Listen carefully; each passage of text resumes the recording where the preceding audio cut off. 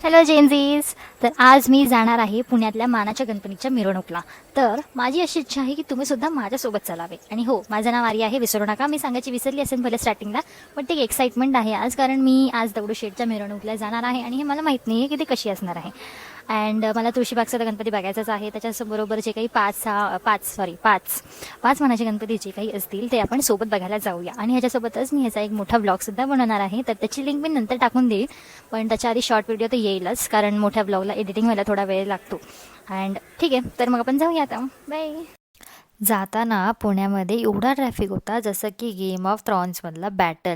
मी तर एकदम स्लो मोशनमध्ये निघाली, पण कसं तसं करून तुळशीबागेला पोहोच. मग मी गेले आपल्या तिसऱ्या मानाच्या गणपतीला, जो आहे गुरुजीत आले. तिथून गेले तांबडे जोगेश्वरीला आणि तिथे 12 ज्योतिर्लिंगचा सेटअप बघून फोन म्हणतो, तू व्लॉग करणार आहे की यात्रा करणार आहे. पुण्याचे फेमस ढोल ताशा मस्त एन्जॉय करून हात थकले तरी चालते, पण नाचायचं नाही, थांबायचं. आणि तिथून पुढे मी भेटते आपल्या पुण्याच्या ब्रँड अँबॅसेडरला, जे आहे श्रीमंत दगडूशेठ गणपती.